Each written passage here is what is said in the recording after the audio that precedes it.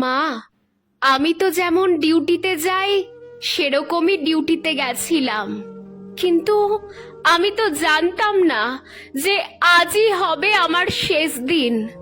আমি তো আমার জুনিয়রদের সাথে একসাথে কত গল্প করতে করতে রাতের খাবার খেয়েছিলাম। জানো মা, অনলাইন থেকে অর্ডার করে আনিয়েছিলাম আমার প্রিয় খাবারটা, ওটাই আজ খেয়েছিলাম। তখনও যদি একটু বুঝতে পারতাম এটাই শেষ খাওয়া, এটাই শেষ গল্প। ডিউটির বাঁধনে আমি যখন ক্লান্ত হয়ে গেলাম মা, আমার চোখ দুটো ঘুমে বন্ধ হয়ে যাচ্ছিল। একটু শরীরের ক্লান্তি মেটাতে তাই গেলাম। তখনও যদি বুঝতাম মা সারা জীবনের মতো বিশ্রামে চলে যাব।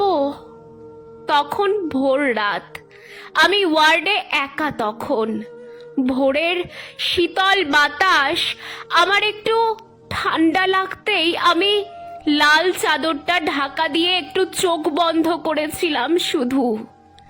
সেই সময়ের অপেক্ষায় থাকা ওরা আমার সাথে। ছি মা, আমার খুব কষ্ট হচ্ছিল জানো তো। অনেকবার আমি বারণ করেছিলাম, চিৎকার করেছিলাম, বাঁচাও বাঁচাও, কে আছো, আমাকে বাঁচাও।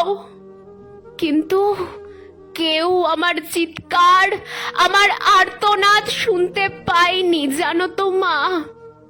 আর ওরা আরো পশুর থেকেও বিচ্ছিরি ব্যবহার করতে লাগলো, খেলতে লাগলো আমাকে নিয়ে ওরা। আমি ওদের হাতে পায়ে পড়লাম জানো তো। আমি এটাও বললাম যে আমাকে ছেড়ে দাও, দয়া করে ছেড়ে দাও, আমি কাউকে কিছু বলবো না, আমাকে যেতে দাও। কিন্তু ওরা আর আমায় তোমার কাছে একবার যাওয়ার সুযোগটা দিল না, দিল না তোমার কোলে শেষবারের মতো মাথা রাখতে দিতে, দিল না শেষবার তোমার হাসি ভরা মুখটা দেখার সুযোগ, দিল না বাবার স্বপ্নে তার রাজকন্যার বড় ডাক্তার হওয়ার কাহিনীকে সত্যি করতে। আমার গলা টিপে ধরে, নিজেদের সর্বশক্তি দিয়ে আমার গলা চেপে ধরে।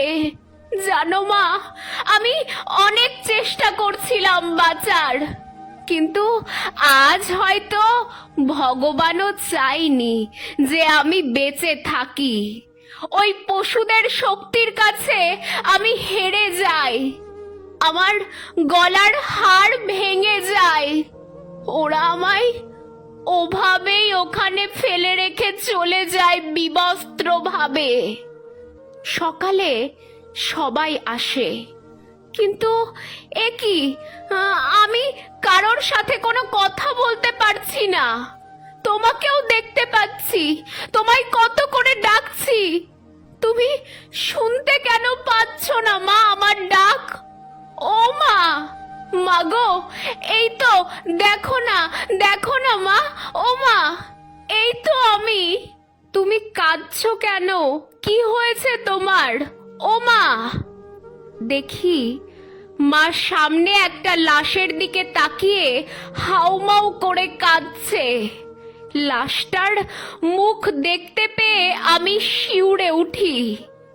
এ কি, এ যে আমারই নিথর দেহ। আমি কি তবে মারা গেছি?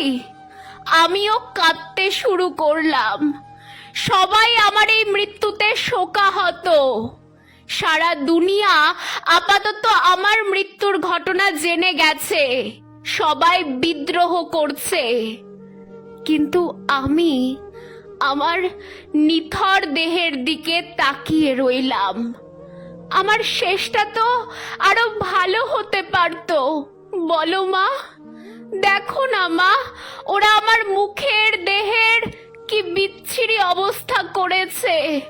দেখো মা, আমার চিৎকার করতে ইচ্ছে করছে, কিন্তু আমার আওয়াজ এখন কেউ শুনতে পাচ্ছে না। আমি এতগুলো লোকের সামনে চিৎকার করছি, কিন্তু কেউ আমার চিৎকার শুনতে পাচ্ছে না, কেউ না।